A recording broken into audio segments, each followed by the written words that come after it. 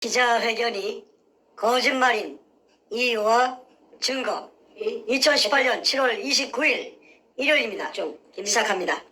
지금 서울 시간 일요일 오전 11시 40분입니다. 미국은 아직 토요일 밤 10시 40분을 지나가고 있습니다. 지난 금요일에 백준음이 리버사이드 호텔에서 사람들을 모아놓고 소위 기자회견을 했습니다. 그 내용 뭐 워낙 길기도 하고 워낙 유치하기도 하고 거짓말 투성이어서 보다 말다 했는데, 자, 우리 정충 선생께서 그 회견 장면을 일단 본인은 당사자이기 때문에 열심히 보셨습니다. 보셨고 그 내용이 워낙 거짓말이 많아서 무엇이 왜 거짓말인지 그 이유를 설명해 주시고, 또 이게 말로만 하면은 네 말이 옳리 내 말이 옳리 하는 것이 되기 때문에 아주 명백한 애도 박도 못하는 그 문서화된 증거를 보여드리면서 그 증거를 제시하는 이유 제시를 하도록 하겠습니다. 안녕하세요, 선생님. 예, 안녕하십니까. 건강 어떠십니까? 예, 괜찮습니다. 혈색이 매일매일 좋아지십니다. 예, 고맙습니다. 예. 자, 일단은 그 여러 가지 말씀해 주시겠지만은 그 초기 단계에서 세 가지 증거를 명시하실 것입니다. 첫 번째는 문현동 땅은 왜 샀나 그 말씀해 줄 거예요. 나의 땅 밑에 아무것도 없다 그러면은 시가의 뭐 3배? 예. 3배를 주고 땅 살 이유가 없는데 그 땅을 왜 샀는지 이유를 갖다 조목조목 따져보면은 백준우의 말이 거짓말인 것을 밝힐 수가 있습니다. 두 번째는 백준우의 그 글이 신문에 연재된 적이 있었는데, 그 뭡니까, 스포츠소년이라는 신문에 무려 71회나 연재물을 실었습니다. 2002년 8월경부터 실기 시작했는데 연재물의 제목은 보물을 쫓는 사람들 하는 제목으로 백준은 본인이 기고한 글이고, 그 글 내용 보면은 일제 어뢰공장의 실체를 확인시켜줍니다. 백준은 좀 약간 좀 전응아인 것 같아요. 본인의 증거를 수없이 만들어 놓고도 거짓말하고 우기는, 이것은 약간 좀 그 IQ가 좀 의심이 됩니다. 세 번째, 탁종수라는 사람이 등장하죠. 그 탁종수가 자필로 쓰고 확인을 한 도굴 확인서를 보여주실 것입니다. 그 외에 수많은 결정적인 증거들을 공개하겠습니다. 온 국민 앞에 백준음의 거짓말을 파헤치겠습니다. 자, 정 선생님. 예. 자, 편하게 말씀해 주십시오. 예, 예. 네. 안녕하십니까. 6월 1일부터서 오늘 7월 28일까지의 사이에 약 20여 차례 금도구를 폭로하는 방송을 내보냈습니다. 이 다키트의 대상은 노무현과 문재인, 도굴단의 두목 백준음이 제의 타깃입니다. 부수적으로 근영의 서경석을 종교 깡패라고 제가 말했습니다. 도굴단을 협박해서 한 달이 끼고 일부를 빨아먹었다고 저는 생각하고 있습니다. 그러나 이런 무서운 사실을 폭로하였음에도 아무 반응이 없다는 사실은 금도굴이 진실이기 때문에 항변의 말을 못하고 있다고 봅니다. 사실무근이라면 당장 명예훼손동으로 고소를 하여야 했는데도 불구하고 꿀먹은 봉오리로 등장하지 않는 것은 자신들의 행위가 더욱더 크로즈업될까 두려웠기 때문이라고 봅니다. 이러던 중에 도굴단의 두목 사이코패스 백준음이 리버사이드 호텔 대연회장에서 반박 기자회견을 했습니다. 자기네들이 도둑놈이 아니라는 것이지요. 얼마나 돈이 많길래 특급 호텔 대연회장입니까? 이것 하나만 봐도 별 볼 일 없던 그들이 돈이 많이 죄여 있다는 상황을 짐작할 수가 있습니다. 백준음의 우편에는 좌편에는 소도둑놈처럼 생긴 저 인상이 아주 소도둑놈 같은 그 김성태란 인간이 앉아 있고, 또 그 옆에는 용산역 앞에 강패 해병대 출신의 탁종수, 그 다음에 도굴 2번 두 번째 도굴범 금도굴의 다이버 대장 최상훈 등이 맨 왼쪽 끝에 앉아있죠. 거짓말 향연을 펼쳤습니다. 참으로 간이 배밖에 나온 큰 도둑놈들의 뻔뻔한 모습이 아닐 수 없습니다. 20여 차례의 폭로 방송으로 압박이 오니까 압박 받은 것 같아요. 그래서 다급해지니까 발악을 하는 것 같습니다. 그만큼 위기 의식을 느끼고 있다고 해석합니다. 하기야 대통령을 둘이나 등에 업은 전대미문의 범죄단들이니 말할 나이가 없습니다. 이 세상에 어떤 도둑놈이 기자회견을 하여서 자신들의 금도둑질을 순순히 시인할 일은 만무합니다. 오늘은 이들이 얼마나 교활한 거짓말로 문자를 써서 교은영색 했는지 짚어보겠습니다. 그러니까 이들의 공통된 핵심은 자기네들이 문현동 1219-1번지에 제갑한 수직구 아래에 16m 아래에 수평굴이 죽어도 일본 의뢰공장의 한 가닥이 아니고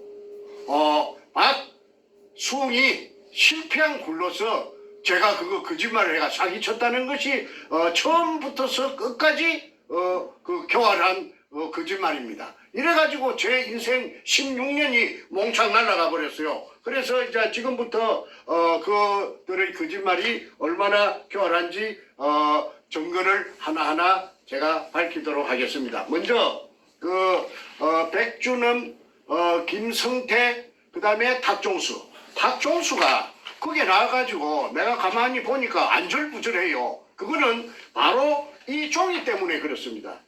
자신이 써놓은 이 종이 확인서,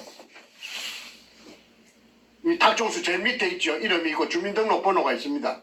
그리고 지장이 있습니다. 이거는 감정해보면 당장 알 수가 있습니다. 오리발을 낼 수가 없는 것입니다. 내용을 읽어주시죠. 예. 본인 탁종수는 2002년 5월 중순경 평소 알고 지내던 백준엄으로부터 부산시 문현동 소재 일제 지하 의뢰 공장에 금이 가득 찼다고 하여 투자를 요청하기에 일금 5천만 원 정을 백준엄에게 투자하고 그 후 현장에 여러 번 가서 지하 물속에 잠긴 굴속을 확인하였고 바로 열고 비디오 테이프 포함 그 뒤 6, 7, 8월 말까지 도굴 작업을 한 사실을 알고 있습니다. 그 당시 본인은 김홍랑 남편 이름으로 문현동 땅을 매입하여 모든 게 순조롭고 합법적인 절차를 거친 줄 알았다. 그러나 그 뒤 백준엄은 본인에게 형님 모든 게 시간이 가면 고생 끝이니 죽지 마시고 기다리시기만 하면 내 인생 책임지겠다고 하여 이날까지 기다리고 있었던 사실입니다.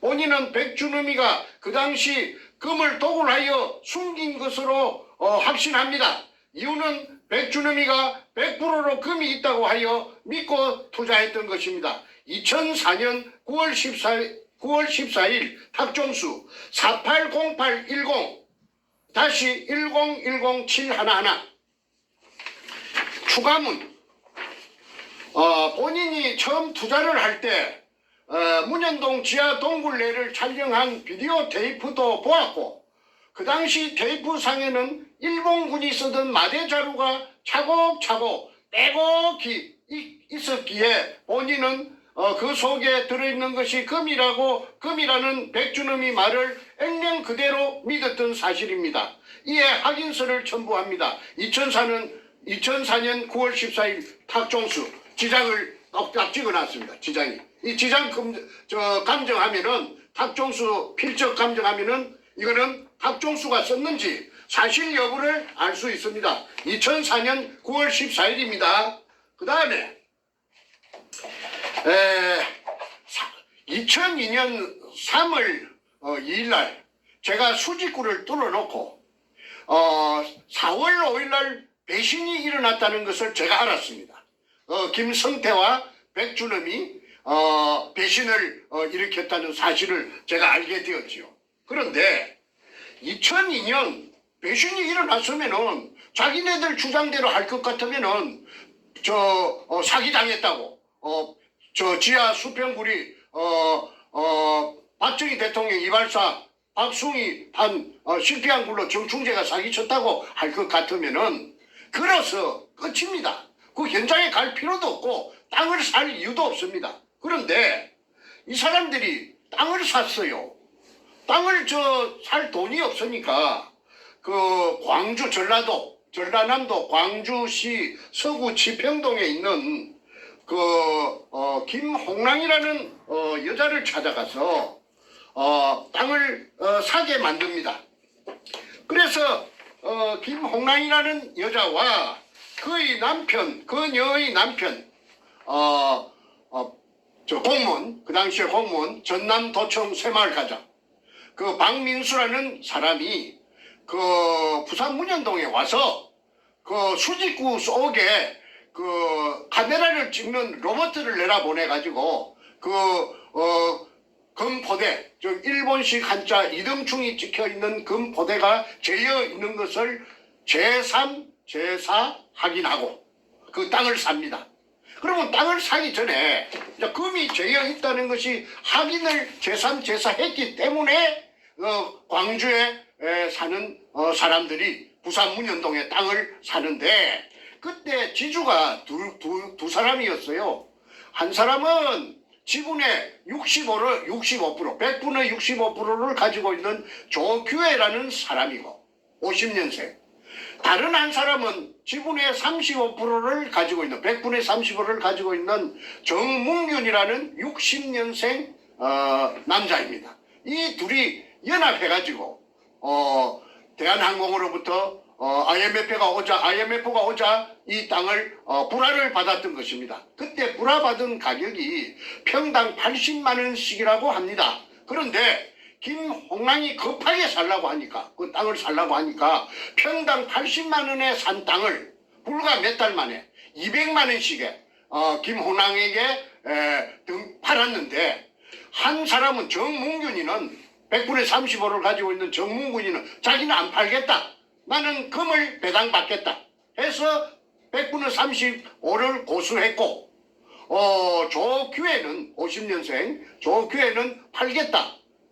그런데 지분 6.5%는 그러니까 제가 10%를 줬죠. 그 땅을 사용한 대가로서 금이 나오면은 일화를 줬습니다. 그걸 이제 그대로 변하지 않고 정문균이는 3.5%를 그대로 금 지분 3.5%를 고수했고 그 다음에 조규혜는 자기가 가진 땅 비율대로 가진 6.5%를 중에서 5%는 땅을 사가지고 새로 들어온 여자 김홍랑에게 5%는 양도하고 나머지 1%는 자기가 조규혜가 계속 지분을 고수하는 것이 요 도굴단의 금갈라 묵은 서류에 나타납니다. 한번 확인해 보겠습니다. 정문균 여기 있습니다. 요 정문균 이거 쫙 비춰주세요. 정문균 3.5%. 잠깐만요. 문균 그 지장 초점에서 찍어놓고 안 맞. 잠깐만요. 초점에서 안 맞는데. 그 3.5%가 잘 안 보일 거예요. 지장을 찍어놔서. 네, 저 정문균 보입니다. 예, 예. 좀 흐리지만 보이고 예, 정문균 그다음에 60년생, 60년 7월생 조규혜. 3.5% 있고 조규혜 조규혜 50년 5월생 1.5%. 1.5%. 6.5에서 5를 갖다 김홍랑이 줬어요. 예, 조규. 김홍랑이 5%입니다. 나왔습니까? 네, 나왔습니다. 김홍랑 5% 맞죠? 예. 그래서 이제 1219-1번지에 100분의 65의 지분을 중에서 6.5%의 금도굴 지분 중에서 5%를 김홍랑이 받고 들어왔습니다. 그러니까 조규에는 1.5%를 남겨놨습니다.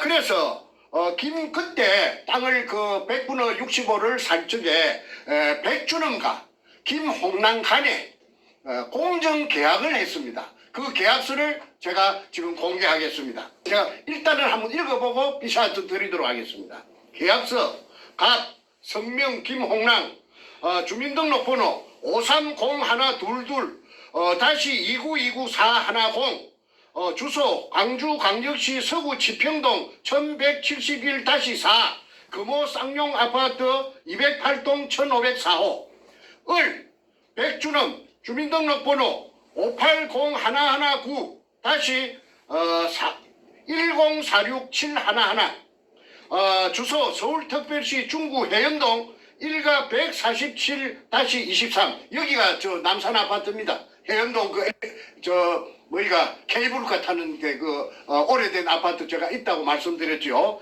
지금은 이제 물론 좋은데 가서 이사 가서 삐까번쩍 살겠지만은 그때는 요 행편없는데 요 살았던 주소가 있습니다. 남산 아파트 615호 상기 2는 부동산 가로 열고 부산광역시 남구 문현사동 1219-1 및 5필지 등 토지 553평 1827제곱미터에 대한 토지 소유자와 한시 사용권자의 쌍방 협약에 대한 계약임 제1조 토지 양도의 권리 토지의 소유자는 김홍랑 이하 갑이라 함이며 이는 백준엄 이하 을이라 함의 희망적인 정보에 의해 갑이 판단한 바 그 실질적인 토지의 미래성 및 기타 사항에 있어 가능성을 실사하여 타진하고 매입했으며 이제 금이 있는 걸 알았다 이 말입니다. 의뢰공장이라는 걸 확인했다는 것이죠.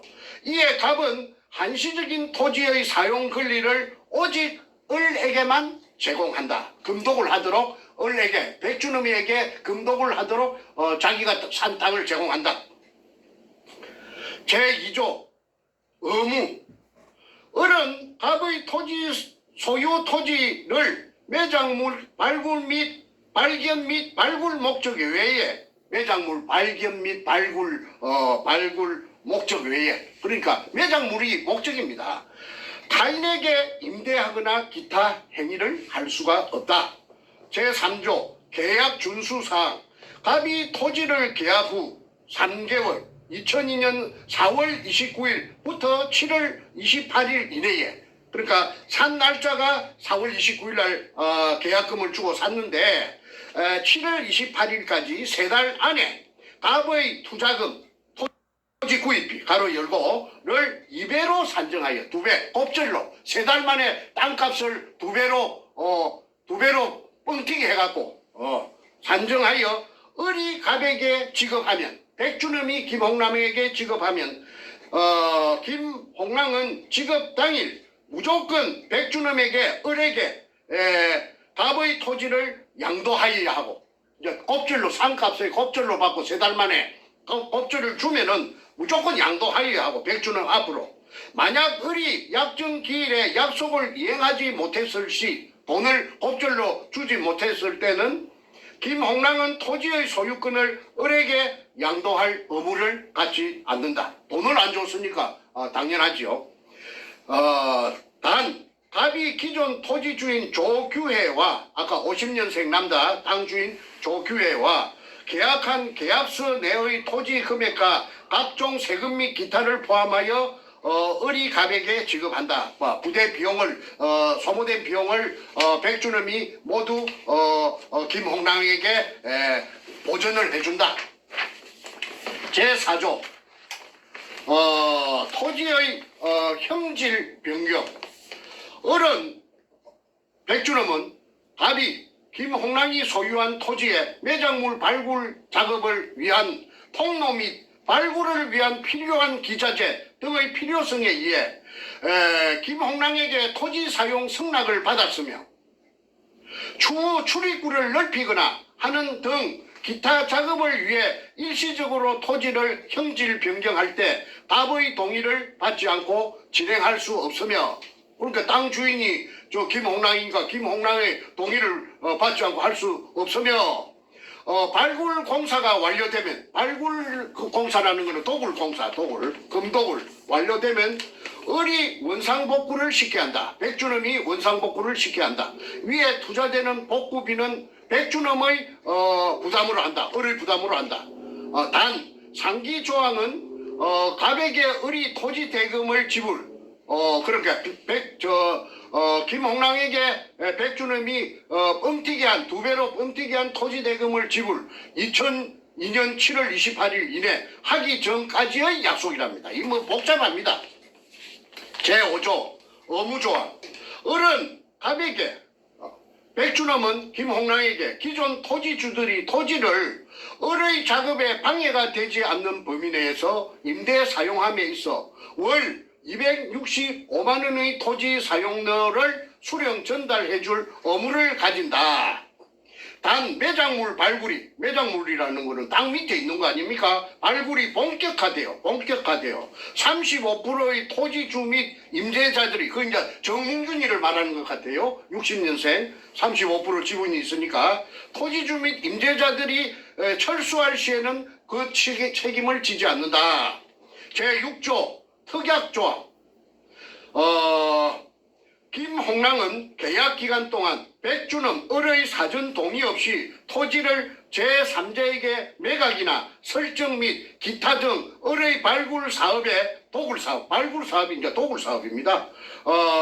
발굴 사업이라는 것은 그 가로 열고 도굴 사업이나 마찬가지죠.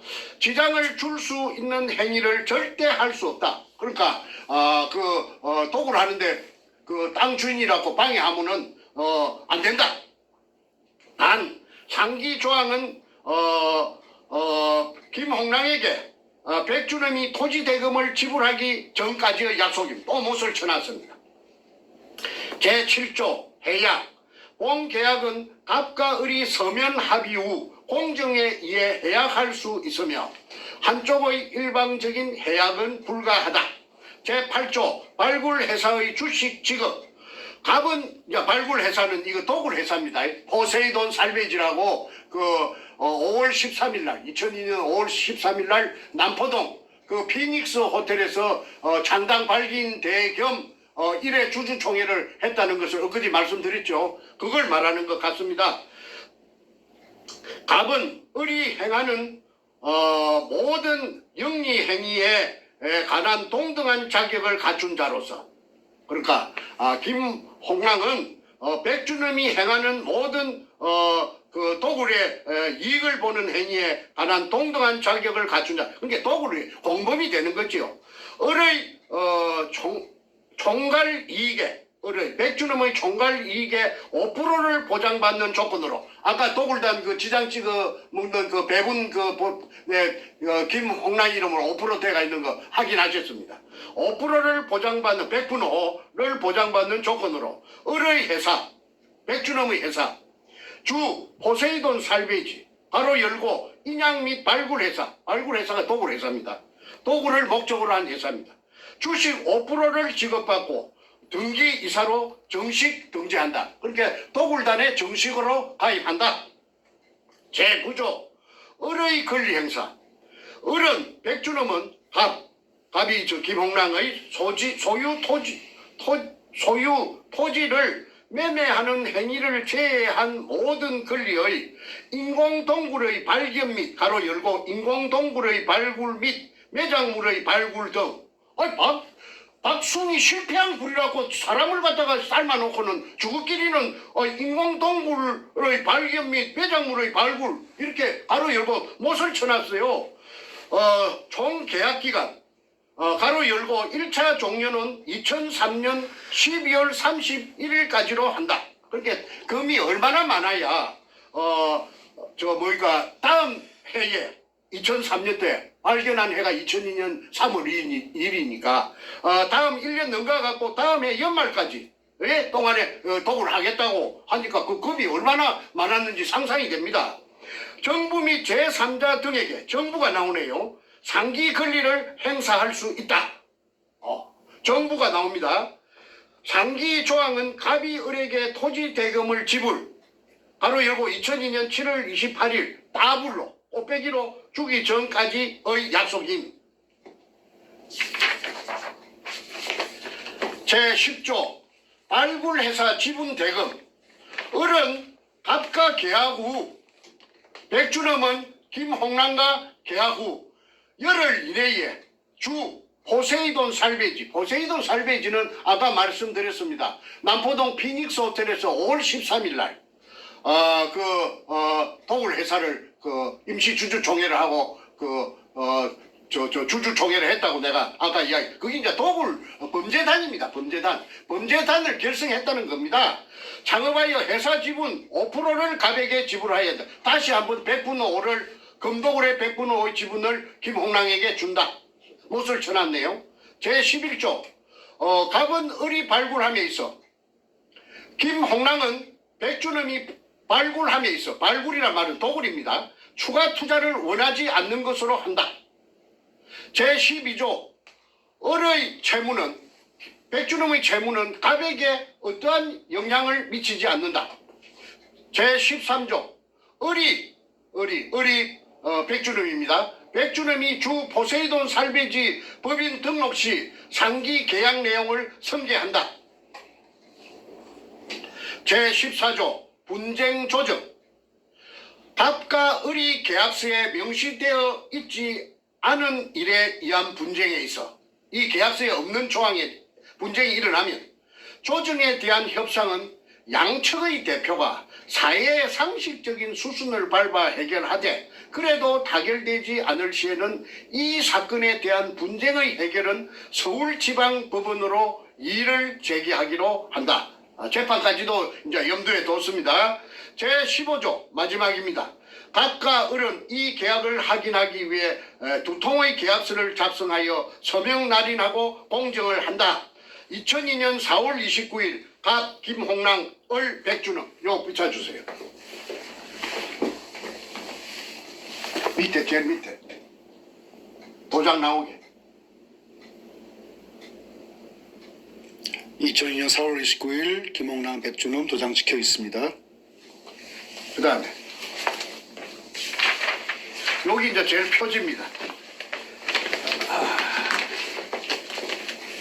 제일 표지입니다. 그게 공정 서류의 그 변호사 사무실에 가서 공정한 서류의 표지입니다. 그 다음에 이것이 이제 맨 마지막 자입니다. 부산광역시 연제구 거제 1동 세종빌딩 3, 4층 법무법인 신성 공정 담당 변호사 강동규. 자, 김홍남과 백준엄이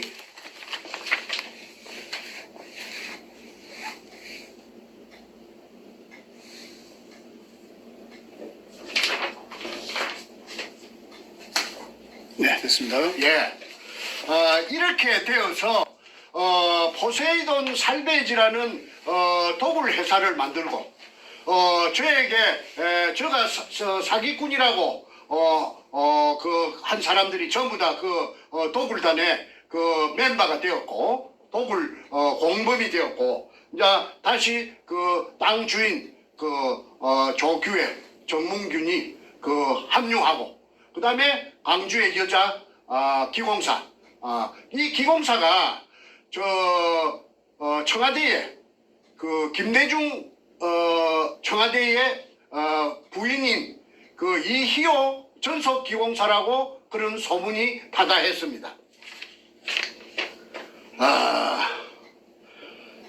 그런데 이제 이렇게 땅을 사놓고 이제 본격적인 이제 도굴이 진행되었죠. 그래서 이제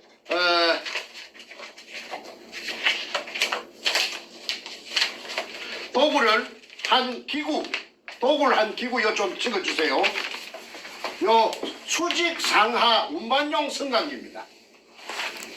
이걸 이제 그 우인치 시설을 해가지고 컨테이너 위에다가 천장에다가 이제 쇠막대를 용접을 해가지고 그게 우인치 시설을 해가지고 전기를 이어가지고 그 방금 그 기구를 가지고 그 금포대를 이동충이라는 그 금포대를 밤 새벽 3시까지 끄잡아 올렸답니다.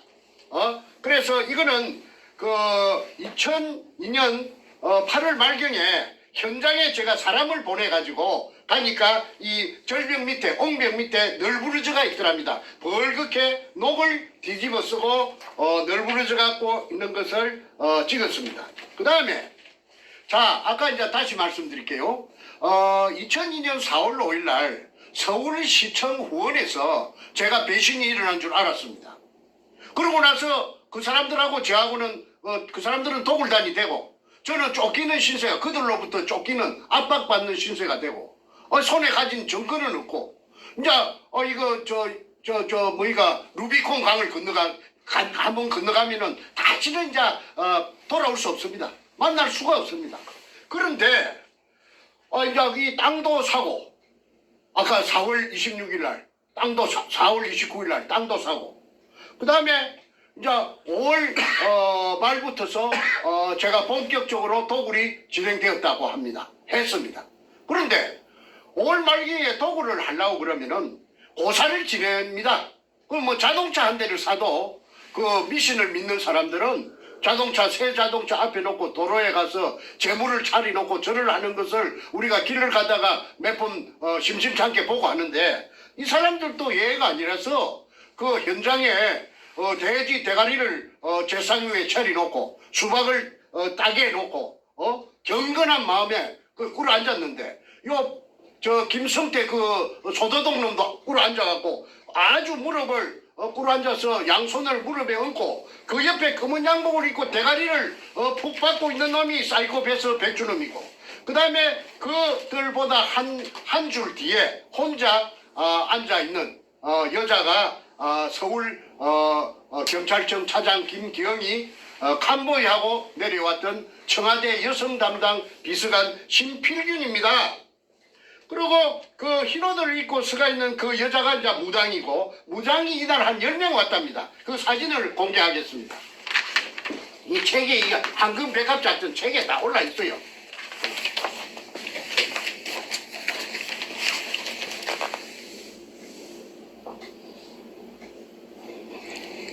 (2002년 5월 28일) 문현동 발굴 성공을 비는 고사 장면 책 143페이지에 나와 있습니다. 황금 백합작전.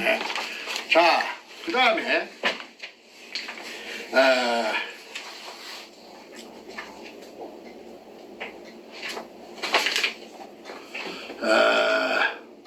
136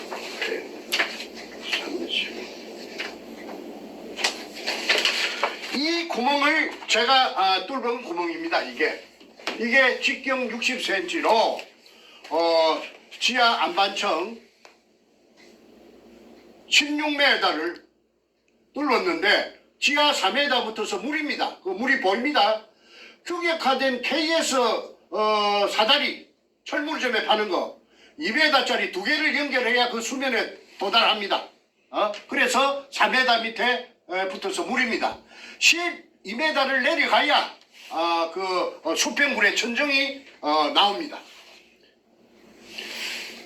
사진은 문현동 기습작전 당시의 수직구에서 책 135페이지에 찍혀 있습니다. 황금 백합작전.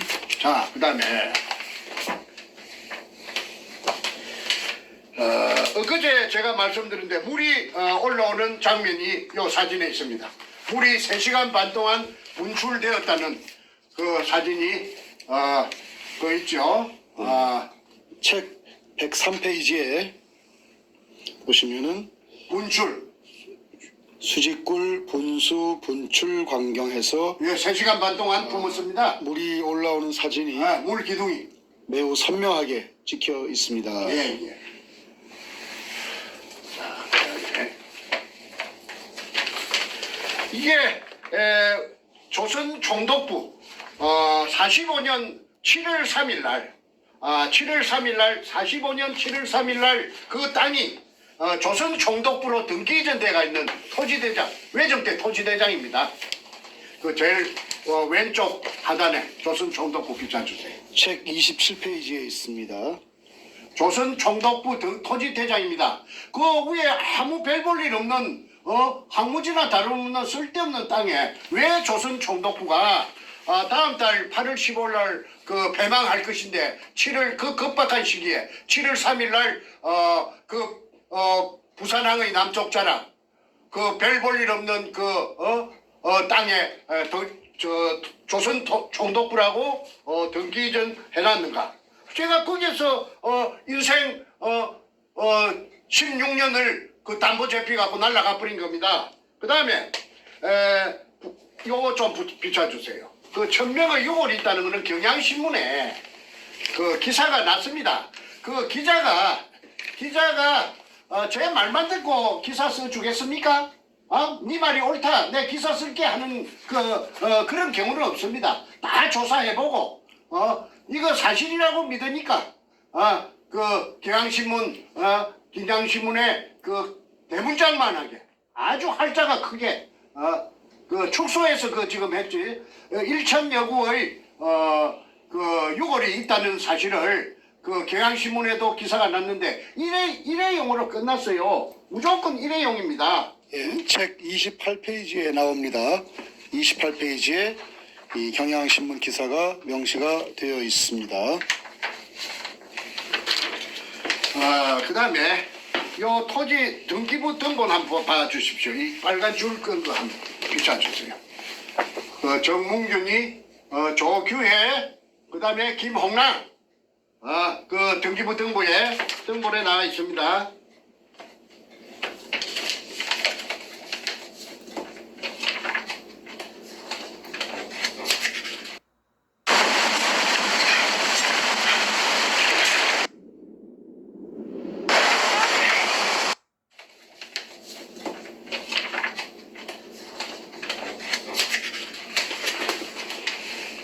내용 좀 읽어주시죠.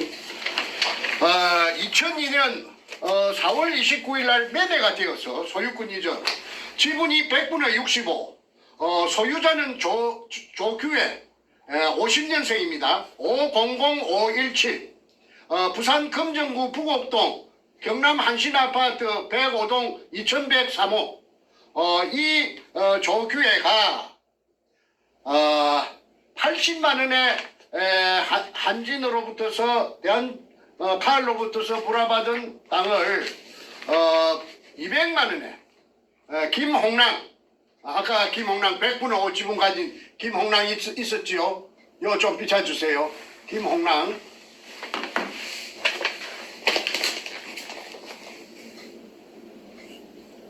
광주 서구 지평동 금호 아파트에 사는 여자 김홍랑에게 100분의 65를 200만 원씩에 팔았고 그 다음에 정문규라는 60년생 이놈은 도굴의 금에 대해서 전설처럼 내려오는 금에 대해서 욕심이 발동했기 때문에 팔지 않고 금 지분을 이익 배당을 받겠다 해서 35%를 보수하고 이렇게 이제 포세이돈 살베이지라는 회사가 되었습니다. 그리고 여기서 참 재밌는 게 하나 있습니다. 제 동생이 제가 5형제 중에 장남인데 제 둘째 동생이 정간재라고 53년생이 있어요. 벤티. 그런데 그 정간재가 아무 상관도 없습니다. 그 문현동 땅하고 아무 상관도 없고 금도굴하고 아무 상관도 없는 정간재를 끌어들여 가지고 정간재를 꼬시기 위해서 지불각서를 써줍니다. 아마 현찰이 없었으니까 앞으로 주겠다는 약속으로서 김성태가 자필로서 써준 지불각서가 저에게 있습니다. 그러니까 이게 정간재에게 맨 밑에 정간재에게 일금 1,000만 원을 일금 1,000만 원. 그런데 김성태도 금융불량자고 정간재도 금융불량자인데 금융불량자 둘이끼리 신용불량자 둘이끼리 1,000만 원을 주겠다고 지불각서를 써줍니다. 제가 읽어드리겠습니다. 지불각서 일금 1천만 원. 위 금액을 주 포세이돈 살베지에 본인 지분이 매각되면 지불할 것을 각서함. 단 회사의 이게 뭐라 씁니까? 발전과. 발전과 본인의 업무와 체면에 체면. 협조하는 조건임. 2002년 5월 24일 김성태조에게 그리고 이제 김성태. 책에는 가명으로 해야 되기 때문에 김성준으로 되어 있습니다만은 책 138페이지에 나와 있습니다. 그 자필입니다. 김승태. 자, 그래서 이것이 2002년 5월 24일 날 아무 상관없는 정간제에게 김성태가 무슨 본인 지분이 매각되면 포세이돈 살베지는 그 도굴 회사인데 도굴 회사에 그냥 자기가 돈이 없으니까 지분이 매각되면 지불할 것을 각서한다. 단 회사의 발전과 본인 전무랍니다. 전무. 포세이돈 살베지의 전무의 업무와 체면에 그게 도굴한다고 떠들고 다니지 말라. 입 다물는 조건으로서 1,000만 원 니한테 줄게. 언제까지 주느냐? 매각되면 지분이 매각되면 내일이라도 준다. 5월 24일 5일 날 배신이 일어났는데 5월 24일 날 내 친동생 내 밑에 포장 밑에 정간제에게 1,000만 원을 준다는 지불각서를 써놓은 것이 무엇을 의미하는지 금이 없는데 이따위 짓을 하겠습니까? 그 교활한 놈이. 그리고 이제 제가 그 무렵에 대한항공으로 달려갔어요. 왜? 대한항공에서 불화를 받았기 때문에. 그 조규의 정문균이가. 그래서 내가 대한항공에 달려가서 내 기억하건대 31명의 그 이사가 있었다는데 IMF가 오면서 전부 다 날아가고 하나 남았는데 그게 노송석이라는 사람입니다. 소나무 송자, 이룰 성자. 이분이 그 상무를 했는데 관제 및 시설 담당입니다.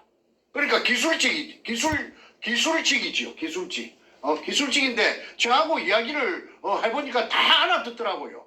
내가 그 땅 문현동이란 말은 내가 안 했는데 그래서 이제 계약을 할 뻔하다가 대한항공하고 할 뻔하다가 그 홍콩 그 다음날 계약하자는 그 약속날에 홍콩 비행장에서 탈 하물기가 추락하는 바람에 그래서 그 무산이 된 적이 있습니다. 그랬기 때문에 노송성이라는 그 상무가 그 문현동인 줄은 모르고 그 어딘가에 있을 그 지하 의뢰공장에 대해서 세세하게 입력이 돼가 있는 상태니까 내가 그 사람을 찾아갔어요. 찾아가서 자 지금 부산 문현동 갔습니다. 문현동의 의뢰공장이다. 그 사람이 놀래지요. 그래서 그 도굴이 일어나고 있는 과정을 설명하니까 그분이 야 그러면 좋다. 이거 어마어마한 일인데 우리가 그 땅을 갖다가 다시 매입할 수가 있다. 우리가 다시 그 금이 나왔다면 우리 땅을 다시 매입해야 될 거 아니냐. 그 대신 조건이 하나 있다. 그 정 선생이 팠다는 그 수직구 밑에 그 일본 글자가 찍힌 항토색 마다리 포대가 그 속에 금이 든 것이 가득 찼다니까 그 사진 한 장만 찍어 온나. 그 한 장만 찍어 오면은 그래야 내가 회장한테 양호 회장한테 보고를 할 때 당신 뭘 믿고 그래요 하면 그 사진을 청내에 부여야 일사천리로 될 거 아니냐. 그래서 이제 제가 알았다 하고는 사진을 이제 찍기로 결심하고 수중 촬영을 전문적으로 하는 회사를 하나 찾아내 가지고 경기도 일산에서 그래가지고 1톤짜리 추력에 자체 발전기가 있고 자동 카메라가 다 있는 그 차가 부산으로 현장에서 그 거창 기업 그 앞에서 12시에 자정에 만나기로 했습니다. 그리고 왔더라고요. 그래서 이제 사전에 준비한 고압 가스 절단기로 형식적으로 걸어놓은 그 대문에 그때부터 그놈들이 대문에 걸어놨습니다. 잠가놨습니다. 그걸 그만 끼래는데 시간이 걸리니까 그만 고압 절단기로 가지고 절단하고 안에 들어갔습니다. 그때 한 30명의 청장년을 전부 태권도 유단자들인데 고수들인데 제가 동원해가지고 누구든지 방해 세력이 경찰은 말고 나타나면은 전부 대가리를 쪼개버리라. 내가 책임지겠다. 도굴단이 나타날 거니까 일전을 불사하고 전쟁을 불사하고 거기에 들어갔습니다. 그래서 그 컨테이너 덮어 씌워놓은 컨테이너도 그냥 문이 잠겨가 있으니까 소불할 만한 그 자물통을 채워놨더라고. 그래서 그것도 고압가스불로 그만 찌찌찌 찢어가지고 문짝을 파쇄해서 드러내고 그 들어갔더니 아니 그게 완전히 그 수직구 뚜껑을 1cm 간격으로 보드나트로 쫙 쪼아놓고 그 벽에는 잠수옷이 그 고무 잠수옷 검은 고무로 만든 잠수옷이 물이 덜 말라갖고 전기불에 번쩍번쩍 하더라고요. 그걸 그 도굴단의 일원으로 그게 따라갔던 제 동생 정간제가 100분의 1로 받고 따라갔는데 그 같이 갔던 산청에 정재호라는 정간제 친구가 있습니다. 학벌이 시골에서 초등학교 나왔는데 이 사람이 자동차 고치는 기술자입니다. 근데 이 사람이 정간제하고 친구다 보니까 친구 따라 강남 간다고 그 부산 문현동의 도굴 현장에 같이 따라가서 종사를 한 적이 있습니다. 한 3달, 4달 동안 있었다고 하더라고요. 그래서 이 정재호가 이 도굴단에 폐행당하고 올라와가지고, 그래가지고 얘가 희망이 뭐냐 하면은 자기가 어릴 때 꿈이 만화가가 되는 게 꿈이었대요. 그래서 만화를 많이 읽었는데 그림에 재주가 있는가 없는가는 몰라도 걔가 도굴단에 갔다 왔기 때문에 현장에 서너 달 있었기 때문에 그 현장의 상황을 그림으로 그려놓은 것을 제가 보여드리겠습니다. 이 좀 비춰주십시오. 요 네모 안은 컨테이너 덮어 씌운 컨테이너 아닙니다.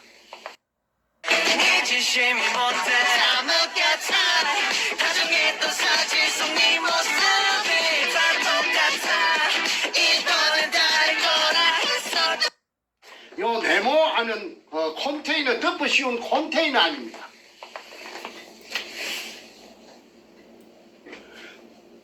컨테이너 안에 이제 그 위에 보면은 그 고무옷이 세 벌이라는 것은 요겁니다.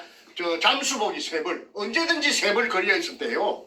그 다음에 이 탁자가 있고, 이 제가 판 구멍은 요 새까만 점 요기 제가 판 군형입니다. 이 군형을 덮어놨어요. 그 다음에 이 배터리도 있고, 공구통도 있고, 식탁 및 의자도 있고, 우인치 시술도 있고, 엘리베이터 발판, 우인치용 스테인리스, 호이스트, 전기 작업선, 에어호스 직경 1.5cm, 기계 발전기, 기계 양수기, 그 다음에 컴프레셔, 그 다음에 양수용 셋파이프, 길이가 1.5m, 그 다음에 직경이 15cm, 그 다음에 사람은 다이버는 그 좁은 직경 60cm한테 구멍에 내려갈 때는 이렇게 내려갔답니다. 발판만 있고 쇠몽디가 있는 요걸 타고 이렇게 다이버는 오르내리고, 그 다음에 아까 그 검을 갖다가 인양할 때 그 사진 보셨지요?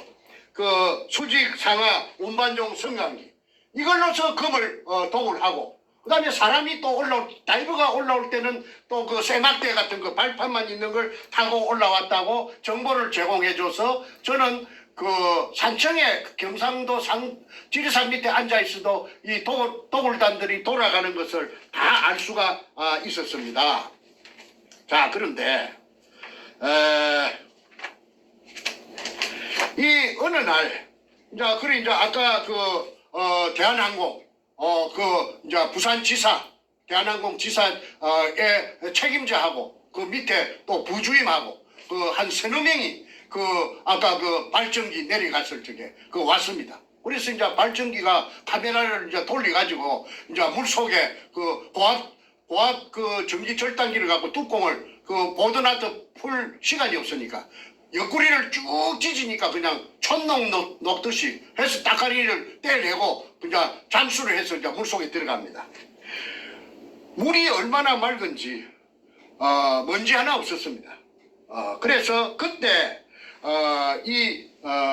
들어가다가 12.58m에서 그러니까 16m 내려가야 되는데 12.58m에서 장애물이 나타났어요. 그 장애물이 나타난 시간이 이 날짜가 2002년 4월 27일이고 장애물이 나타난 시간이 새벽 1시 32분 59초입니다. 요 찍기가 있습니다. 요 시간하고 요 숫자가 찍기가 있죠. 네, 그 책 136페이지에 나와 있습니다. 보면은 수직구속 수심 12.58m에서 정지된 촬영 화면 해가지고 숫자가 있는데 이게 숫자는 이게 020427 나와. 이게 날짜입니까? 내가 불러줄게. 그거 좀 불러주세요. 그게 이제 뭐냐 아까 네네. 2002년 4월 27일 위에 거는 날짜고 그 밑에 01은 새벽 1시 32분 59초에 12.58m에서 카메라가 삥 장애물 나타나니까 삥 돌아갖고 삐쳐갖고 낸 것이 아까 여기서 말한 직경 15cm 양수용 물로 퍼내는 양수용 쇠파이프 서로서로 그 돌려가 연결해가지고 쇠파이프 길이가 1.5m짜리 길이가 요게 세 개가 요게 나타나가지고 그날 촬영이 실패를 했습니다. 그러니까 이등충이라는 그 포대를 찍는 그 카메라도 못 내려오고 그 다음에 밤중에 절단하고 사람도 다이버도 못 내려오게 미리 이 쇠파이프 1.5m 길이의 쇠파이프 양수용 쇠파이프 직경 15cm짜리 세 개를 쇠 줄로 연결해가지고 이렇게 이 배터리 장애물 설치를 해놨습니다. 자, 그 보여주실 때 이 초점을 얼굴에 맞췄기 때문에 카메라가 너무 앞으로 오면 안 보인답니다. 그러니까 그 보여주신 자료를 얼굴 옆에다 보여주시면 좋아요. 여기. 이쪽으로 얼굴 옆으로. 예. 딱 해가지고 여러분 이제 예. 초점이 맞습니다. 예. 네, 좋습니다. 예.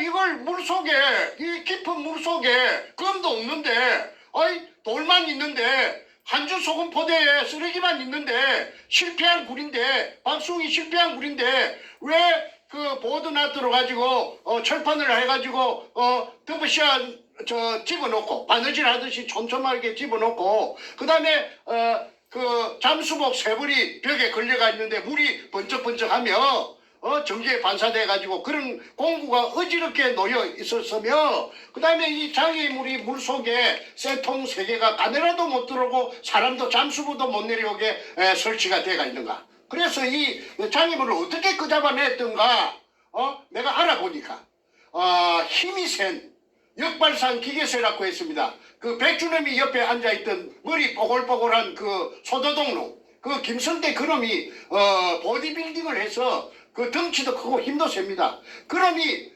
지남철판을 가지고 지남철판이 큰 지남철판에다가 줄을 연결해가지고 그걸 집어이어가지고 이걸 이 쇠로 만든 거니까 이게 그 지남철판에 척그덕 붙으면은 막 두놈 세놈이 엉겨 붙어가지고 이걸 끄잡아 올리는 것을 그 정재호도 보고 정간제도 봤다고 정언을 해서 이 용도가 자기네들이 저녁에 자러 가면은 독을 마치고 자러 가면은 이게 아무도 못 들어오게 말하자면 자물쇠 역할 자물통 역할을 하기 위해서 불안하니까 이렇게 해놨는데 금이 있었기 때문에 이런 신경을 써가지고 2중 3중으로 그러니까 아까 처음에 정문에 쇠문에 고압 전선을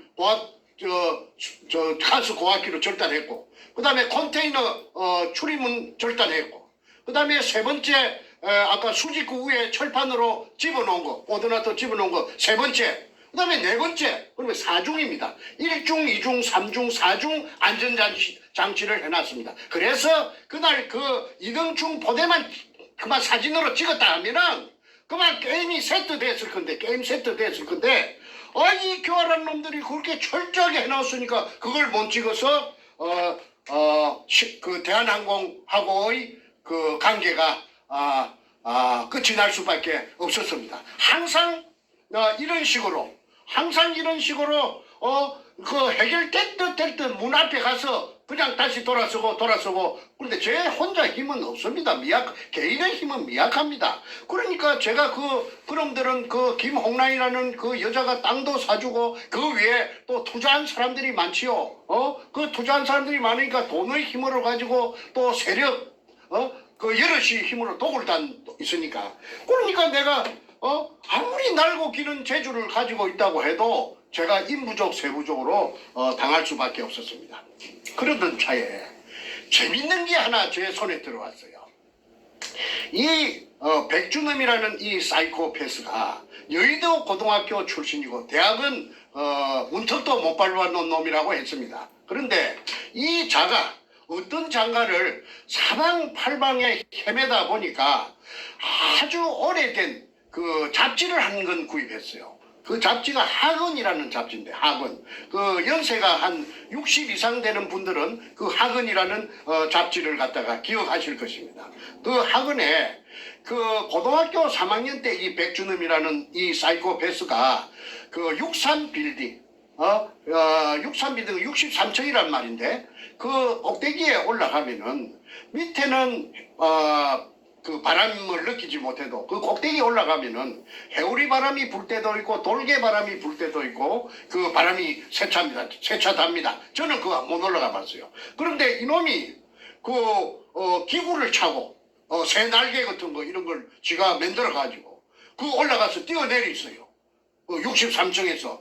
그래가지고 성공을 해서 새같이 날라다니는 새같이 무사히 그 땅바닥에 안착을 했기 때문에 그 표지 모델로서 백준엄이 나왔다는 것을 제가 알았어요. 그래서 이놈이 그 학원사에서는 이놈을 소개하기로 조인, 새조자, 조인, 새사랑. 그래서 이놈이 아주 가벼워요. 내가 들어가지고 셔립 저 다리를 걸어가지고 그 방 안으로 집어 던지니까 탁 날아갈 정도로 아주 가벼워요. 그 뼛속이 그 새처럼 비어있는 그런 인간 같다고 제가 표현하고 싶습니다. 그런데 이렇게 그 63층이나 되는 그 높은 데서 얄궂은 기구를 차고 뛰어내릴 정도 된다면은 이놈의 성품은 뭐냐면은 그 스릴이가 스스펜스를 즐기는 놈입니다. 그래서 항공스포츠연합회 회장을 갖다가 30년 40년 동안 하면서 죽은 노무현하고 같이 동호인으로서 동락했다고 앞전에 말했지 않습니까? 그러니까 스릴과 스스펜스를 즐긴다는 것은 뭘 의미하느냐? 그거는 이 하나의 게임으로 이 도굴이라는 이런 큰 범죄도 게임으로 생각한다는 것이지요. 그러면은 전에 제가 한번 말씀드린 적이 보통 사람 그 뇌하고 틀려가지고 이 뇌에 대뇌에서 뇌하 수체가 어떤 호르몬이 나오는데 그 즐긴다라는 말은 짜릿짜릿한 그 아슬아슬한 쾌감을 즐긴다는 것입니다. 그러니까 자기는 이 부산 문현동을 게임으로 생각하고 이게 즐겼던 것입니다. 그리고 정충제도 가장 참게 빡세니까. 그러니까 정충제를 제압하기 위해서 노무현을 끌어들여가지고 노무현 청와대 당시에 참여정부 청와대를 갖다가 뒷배경으로 삼은 것이 아니고 무엇이겠습니까? 그런데 이 자가 미처 도굴이 1차 도굴이 5월 말부터서 2002년 5월 말부터서 6, 7, 8월 말까지 진행되었다고 탁종수가 어제 자기 확인서에서 설명했습니다. 여기서 증명했고